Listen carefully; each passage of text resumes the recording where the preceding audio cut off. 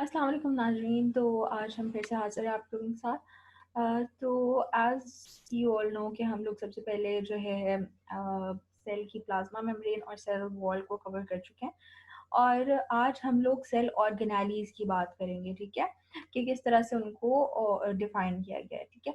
तो सबसे पहले एक यूकेरियोटिक सेल के अंदर जो साइटोप्लाज़्म होता है, उसमें बहुत ज़्यादा ऑर्गेनाइज्ड स्ट्रक्चर्स होते हैं, डिस्क्रीट स्ट्रक्चर्स होते हैं, मतलब कि डिफरेंट स्ट्रक्चर्स होते हैं और समझ में आ रही होती है कि ये इस तरह से ऑर्गेनाइज है, इसका ये फंक्शन है, इसकी ड्यूटी है, ठीक है? और वो बहुत ज़्यादा स्पेसिफिक होते हैं अपने उन फंक्शंस के लिए, ठीक है? तो उनको हम लोग जो ऐसे डिस्क्रीट हाईली ऑर्गेनाइज्ड स्ट्रक्चर्स होते हैं और बहुत ज़्यादा स्पेसिफिक होते हैं, तो इस तरह फॉर वेरियस सेलुलर फंक्शन उनको हम लोग सेल ऑर्गेनेलीज बोलते हैं, ठीक है? तो cell organelles generally enclosed by the membrane except few such as ribosomes, ठीक है? तो मोस्ट ऑफ द ऑर्गेनेलीज जो हैं उनको क्या चीज़ इनक्लोज कर रही है? एक मेम्ब्रेन इनक्लोज कर रही है एक्सेप्ट राइबोसोम्स। तो राइबोसोम्स जो हैं वो प्रोकैरियोटिक और यूकैरियोटिक दोनों सेल्स में प्रेजेंट होते हैं। एज वी नो के प्रोकैरियोटिक सेल्स में मेम्ब्रेन बाउंडेड चीज़ें नहीं प्रेजेंट होती हैं। On the other hand, the non-living granules of storage or waste compounds of the cell that do not possess metabolic activity and are not bounded by membranes are called cytoplasmic inclusions. तो यहाँ पर उसने हमें एक और चीज़ की बात बताई है कि साइटोप्लाज्मिक इंक्लूजन्स क्या होते हैं। Cytoplasmic inclusions basically non living granules हैं, ठीक है?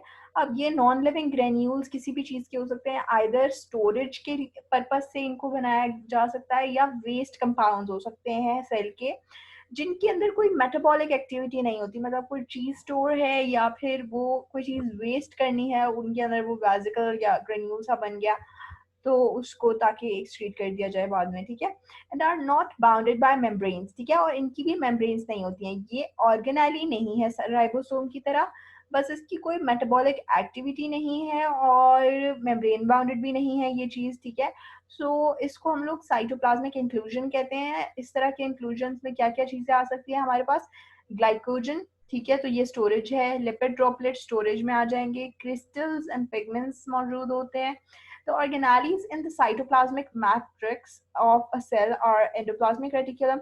अच्छा, उसके बाद उसने organelles का नाम यहाँ पर बता दिया ताकि डिफाइन हो जाए कि इनके अलावा जो चीज़ें प्रेजेंट है that are not organelles. Okay, so next thing that we are going to cover today, let's see. अच्छा, ये अब हम लोग थोड़ा को आगे लेके जाने की कोशिश करेंगे। अच्छा, इसके अलावा सेल ऑर्गेनेलीज की तो हमने बात कर ली। अब हम आ जाते हैं कि साइटोप्लाज्म क्या होता है, बेसिकली किस तरह से उसको डिफाइन किया गया है इधर साइटोप्लाज्म को, ठीक है? तो साइटोप्लाज्म जो है वो एक रीजन है बिटवीन एक मिनट, एक काम हम यहाँ कर लेते हैं।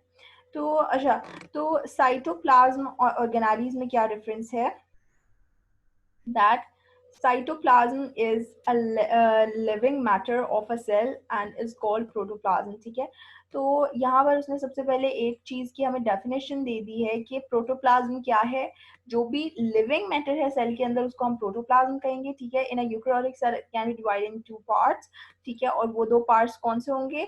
साइटोप्लाज्म और न्यूक्लियस, ठीक है? तो मतलब कि जैसे मैंने पहले लेक्चर्स में भी आपको बताया कि cytoplasm plus nucleoplasm makes protoplasm. अगर हम लोग प्रोटोप्लाज्म में से न्यूक्लियोप्लाज्म को माइनस कर देंगे तो साइटोप्लाज्म आ जाएगा हमारे पास, ठीक है? अच्छा, उसके बाद cytoplasm is region between nuclear membrane and plasma membrane, ठीक है?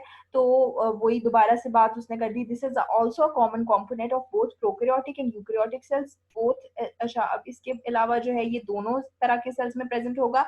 मेजर डिफरेंस क्या होगा इन दोनों के साइटोप्लाज्म में? मेजर डिफरेंस, अच्छा अब ये आपके अंदर आपके कोर्स में क्योंकि प्रोकैरियोट्स और यूकैरियोट्स का डिफरेंस प्रेजेंट है, तो आप ये देखिए कि इन दोनों के साइटोप्लाज्म का अगर डिफरेंस कहा जाए कि उसके अंदर क्या डिफरेंस है, कि उसके अंदर जो है साइटोस्केलेटन जो है वो यूकैरियोटिक सेल्स में प्रेजेंट होगी और प्रोकैरियोटिक में प्रेजेंट नहीं होगी। मेम्ब्रेन बाउंडेड ऑर्गेनेल्स यूकैरियोटिक में प्रेजेंट होंगे और प्रोकैरियोटिक में प्रेजेंट नहीं होंगे। these structures are absent in prokaryotic cells, right? अच्छा, so now moving forward, let's move forward. Yes, तो अब उन्होंने कहा कि फिजियोकेमिकल नेचर अगर हम देखना चाहें कि फिजियोकेमिकल नेचर क्या होगी साइटोप्लाज्म की, तो 90% ये वाटर होगा और ये एक ऐसा सॉल्यूशन बनाएगा। All fundamental biochemicals of life उस सॉल्यूशन में मौजूद होंगे। सम ऑफ दीज आर आयंस, ठीक है, कुछ आयंस होंगे, कुछ स्मॉल मॉलिक्यूल्स होंगे ट्रू सॉल्यूशन के अंदर, जैसे कि salt, sugar, amino acids, fatty acids, nucleotides, vitamin and dissolved gases, right. तो ये सारे आयंस और स्मॉल मॉलिक्यूल्स मौजूद होंगे, ठीक है, स्मॉल मॉलिक्यूल्स में ये सारे आ गए। इसके अलावा लार्ज मॉलिक्यूल्स में हमारे आ जाएंगे प्रोटीन्स जो कि कोलाइडल सॉल्यूशन में प्रेजेंट होंगे, ठीक है। तो जैसे हम फैटी एसिड को देखते हैं, तो फैटी एसिड जो है वो फैट्स का एक कंपोनेंट है। Fatty acid plus glycerol make fats, right. Amino acid अब इकट्ठे मिलके प्रोटीन्स बनाते हैं। तो ये अमीनो एसिड अगर टूटा हुआ एक छोटा कंपोनेंट है जो कि प्रोटीन बड़े कंपोनेंट को बनाता है, तो these are the small molecules and this one is the large molecules, right.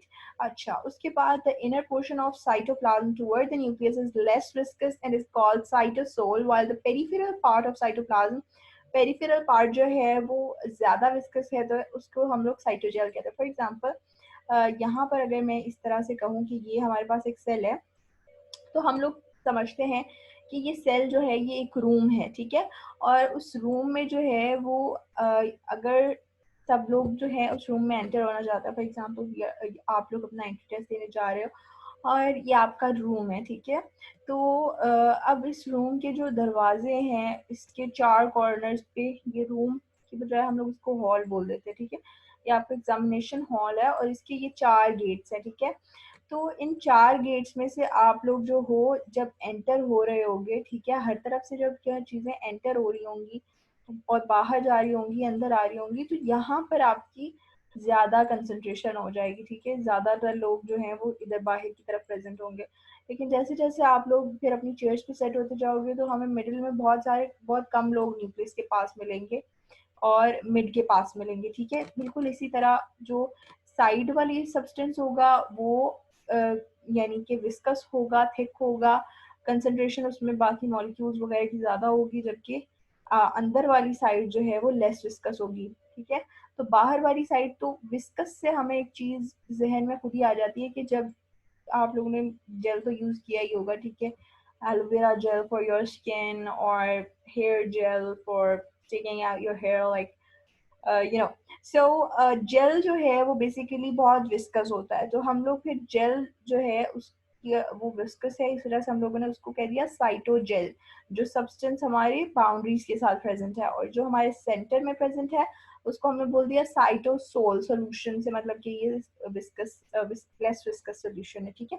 अच्छा, इसके अलावा जो आपका ये सेल है, इसके अंदर इस तरह से ना हर वक्त इस तरह एक स्ट्रीमिंग मूवमेंट चलती रहती है और मॉलिक्यूल्स मूव करते रहते हैं, गोल गोल घूमते रहते हैं, ठीक है। और जहाँ कहीं उनकी ज़रूरत होती है, फिर वहाँ पे, जैसा आप लोगों ने देखा होगा कि डाइनिंग टेबल पे एक वो उन्होंने इस तरह की बनाई होती है, ऊपर उसकी एक टेबल होती है जिसमें इस तरह डिशेस रखी होती हैं, ठीक है। और उसको घुमाते हैं तो वो डिश जो है बाकी लोगों के सामने आ जाती है। For example like round table है, तो यहाँ पर मैं बैठी हूँ तो वो डिश में घुमाऊंगी और वो चीज़ मेरे सामने आ जाएगी, ठीक है। इसी तरह जो है, फॉर एग्जाम्पल यहाँ पे एक ऑर्गेनेली है, उसको किसी ग्लाइकोजन की या किसी प्रोटीन की, अमीनो एसिड की ज़रूरत है, ठीक है। तो वो जो स्ट्रीमिंग मूवमेंट है उससे क्या होता है कि मॉलिक्यूल्स एक ही जगह पर इकट्ठे नहीं रहते हैं, बल्कि वो पूरी जगह घूमते रहते हैं और जहाँ कहीं भी उनकी ज़रूरत होती है वो वहाँ पर मिल जाते हैं। और ये मूवमेंट होती किस वजह से है, इसके लिए रिस्पॉन्सिबल क्या चीज़ है, कंट्रक्टाइल एक्टिविटी ऑफ माइक्रोफिलामेंट्स, ठीक है। तो माइक्रोफिलामेंट्स जो हेयर लाइक सब्सटेंसेस आपके सेल के अंदर प्रेजेंट होंगे, वो इस तरह मूव करेंगे और फिर वो मौका देंगे आपके साइटोप्लाज्म को मूव करने का। This movement is known as cyclosis, ठीक है, बड़ी इंपॉर्टेंट मूवमेंट है, ठीक है। तो इसको हम लोग जो है हाईलाइट कर लेते हैं कि ये मूवमेंट हमारी क्या कहलाती है, साइक्लोसिस, ओके। सो ये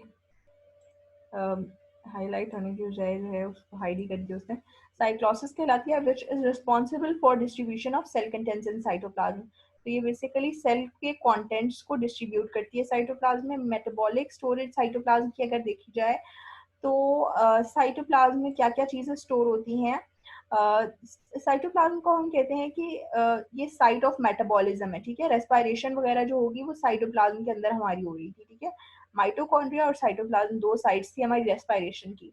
तो ये साइट ऑफ मेटाबॉलिज्म भी है, और ये क्या है, ये स्टोर हाउस भी है सेल का, मतलब कि सेल ने अपना स्टोर इसको बनाया हुआ है, और इसके अंदर इंक्लूजन वगैरह फिर रहे हैं, और इस तरह की जो जिस चीज़ की भी उसको सेल को ज़रूरत होगी वो इसमें से ले सकता है। मेटाबॉलिक पाथवे जनरली अकर इन साइटोसोल। अच्छा, कौन कौन से मेटाबॉलिक पाथवे जो है वो साइटोसोल में होते हैं। अब जब साइटोसोल की बात हो रही है तो आपके जहन में आ जाना चाहिए कि न्यूक्लियस के पास वाले हिस्से की बात हो रही है, ठीक है। तो इसमें प्रोटीन बायोसिंथेसिस, जब आप प्रोटीन का सिंथेसाइज करने में लगोगे तो तब आपको ये नजर आएगा। Glycolysis, glycogenolysis. अच्छा, आप ये ग्लाइकोजन और लाइसिस दो अलग वर्ड्स हैं, तो मतलब कि ग्लाइकोजन का ब्रेकडाउन जो है उसकी एक मेटाबॉलिक पाथवे होती है। आप लोग अगले लेवल्स पे जाओगे तो बायोकेमिस्ट्री में आप लोग ये लर्न करोगे पूरी साइकिल्स। इसके अलावा ग्लूकोनियोजेनेसिस, ग्लूकोनियोजेनेसिस का मतलब होता है कि ग्लूकोज के अलावा जैसे अमीनो एसिड है या फैटी एसिड है उनसे ग्लूकोज बनाने को उसकी एक अलग पाथवे होती है, उसको बोलते हैं ग्लूकोनियोजेनेसिस। नियो का मतलब होता है न्यू, ग्लूकोज से ग्लूकोज न्यू सिंथेसिस जेनेसिस, ठीक है। The cytogel is usually concerned with the storage of useful compounds, ठीक है, useful compounds which are subsequently used in cellular activities, and waste compounds which are eliminated from the cell from time to time, ठीक। अच्छा, अब next चलते हैं हम अपनी next slide पर। अच्छा, ये हमने पढ़ ली। उसके बाद एंडोप्लाज्मिक रेटिकुलम की बात आ गई है, ठीक है। तो एंडोप्लाज्मिक रेटिकुलम बेसिकली क्या करता है, ये एक इंटरकनेक्टेड नेटवर्क है किसका, सिस्टर्नी का। अच्छा, अब यहाँ पे क्रिस्टी और सिस्टर्नी में जो है वो अपने पास डिफरेंस लिख के रख ले, क्योंकि कई दफा उसमें कंफ्यूजन हो जाती है कि ये दोनों क्या चीज है, ठीक है। So interconnected network of cisternae elongated closed sacs which is generally extended from nuclear membrane to plasma membrane, ठीक है। तो फॉर एग्जांपल ये आपकी सेल का न्यूक्लियस है और ये आपके सेल की मेम्ब्रेन है, तो यहाँ से लेकर यहाँ तक, अच्छा, इस तरह से आपको वो एक्सटेंडेड नेटवर्क जैसे कि हमने पिछली डायग्राम में देखा था। अगर आपको पिछली स्लाइड यहाँ करके दिखाऊं, ठीक है, इस तरह से ये न्यूक्लियस के साइड से एक्सटेंड हो रहे हैं, और ये एक्सटेंड होते होते होते होते जाएंगे, और ये सेल की वॉल तक इस तरह से एक्सटेंड हो रही होगी एंडोप्लाज्मिक रेटिकुलम, ठीक है। अच्छा, तो दो तरह की एंडोप्लाज्मिक रेटिकुलम होती है, एक होती है स्मूथ और एक होती है रफ एंडोप्लाज्मिक रेटिकुलम, ठीक है। तो most of the sales contain both type of endoplasmic reticulum, ठीक है। ज्यादातर सेल्स की अगर हम बात करें तो उसके अंदर दोनों तरह की एंडोप्लाज्मिक रेटिकुलम होती है। हाउएवर सम सेल्स, जिस तरह से स्केलेटल मसल्स के सेल्स हैं, उनके अंदर स्मूथ एंडोप्लाज्मिक रेटिकुलम ज्यादा तादाद में मौजूद होती है, और स्मूथ एंडोप्लाज्मिक रेटिकुलम ज्यादा तादाद में होती है, इसलिए उसको हम कहते हैं सार्कोप्लाज्मिक रेटिकुलम, ठीक है। अच्छा, उसके बाद अगर हम बात करें कि दोनों टाइप्स में डिफरेंस क्या है, तो रफ एंडोप्लाज्मिक को रफ इसलिए कहते हैं क्योंकि इसकी सरफेस के साथ राइबोसोम अटैच होता है, और राइबोसोम अटैच होता है तो इसका मतलब ये होगा कि प्रोटीन सिंथेसिस भी वहां पर होगी, ठीक है। प्रोटीन सिंथेसिस बेसिकली राइबोसोम में ट्रांसलेशन फिर होगी due to assistance of ribosomes, ठीक है। अच्छा, उसके अलावा their presence in the cell also provide mechanical support to the cell, क्योंकि हाँ ये देखिए ना, ये सेल के स्टार्ट से लेकर इस तरह से एंड तक जो डिस्ट्रीब्यूट हो रहा है जिस तरह से, तो वो जो है सेल को एक सपोर्ट प्रोवाइड करेगा, और समझने कि सेल का एक तरह जैसे साइटोस्केलेटन है उसी तरह ये भी हेल्प आउट करेगा सेल को सपोर्ट करने में, ठीक है। अच्छा, उसके अलावा जो है यहाँ पर बस ये इसके दो फंक्शंस लिखे हैं कि एक तो इसकी प्रोटीन सिंथेसिस कर रहा है, इसके अलावा ये सेल को सपोर्ट प्रोवाइड कर रहा है। तो सेल को सपोर्ट जो है वो स्मूथ एंडोप्लाज्मिक रेटिकुलम भी करेगा, लेकिन स्मूथ एंडोप्लाज्मिक रेटिकुलम इसके अलावा भी बहुत सारे काम करने वाला है हमारे, क्योंकि ये स्मूथ अपीयरेंस रखता है, क्योंकि इसके ऊपर राइबोसोम्स नहीं अटैच, तो स्मूथ एंडोप्लाज्मिक रेटिकुलम कहते हैं। अच्छा, अब ये मेटाबॉलिक प्रोसेसेस जैसे कि कार्बोहाइड्रेट के मेटाबॉलिज्म में हमें हेल्प आउट करता है, detoxification of drugs and poison. इसके अलावा हमारी जो ड्रग्स और पॉइजन वगैरह है उनको डिटॉक्सिफाई करने के लिए हमारी हेल्प करता है। especially in liver cells, and synthesis of lipids including oils, phospholipids, steroids take place in smooth endoplasmic reticulum. ठीक है. अच्छा, उसके बाद it also stores calcium ions. ठीक है. तो स्मूथ एंडोप्लाज्मिक रेटिकुलम जो है वो कैल्शियम आयंस को स्टोर करता है. When release calcium ions trigger contraction of the muscles.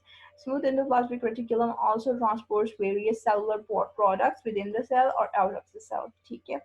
तो proteins from rough endoplasmic reticulum जो है वो ट्रांसपोर्ट होती हैं गोल्जी कॉम्प्लेक्स को थ्रू स्मूथ एंडोप्लाज्मिक रेटिकुलम. तो यहाँ पर उसने काफ़ी सारी हमें फंक्शंस बता दी स्मूथ एंडोप्लाज्मिक रेटिकुलम के. First, metabolism of carbohydrates, detoxification of drugs और स्पेशली इन लिवर सेल्स. के बाद सिंथेसिस ऑफ लिपिड्स और जिसमें इसकी टाइप्स बता दी. इसके अलावा कैल्शियम आयन स्टोरेज और कैल्शियम रिलीज करता है जब मसल कंट्रैक्ट होने वाली होती हैं. ठीक है. तो जब हम कंट्रैक्शन ऑफ मसल का सिस्टम पढ़ेंगे, आई गेस हाँ उस पर भी वीडियो नहीं बनाई है मैंने. ठीक है. मसल्स की उस पर स्ट्रक्चर पे वीडियो है, लेकिन इसकी जो मैकेनिज्म है इंशाल्लाह इस पर भी वीडियो बनेगी. तो उसमें जो है वो कैल्शियम किस तरह से रिलीज होता है उसको हम देखेंगे. और स्मूथ एंडोप्लाज्मिक रेटिकुलम का उसमें एक बेसिक रोल है. ठीक है. उसके बाद smooth endoplasmic reticulum also transports various cellular products within the cell और out of the cell. Proteins from the rough endoplasmic reticulum are transported to Golgi complex through smooth endoplasmic reticulum. Like rough endoplasmic reticulum, the presence of smooth endoplasmic reticulum in the cell provides its mechanical support. ठीक है.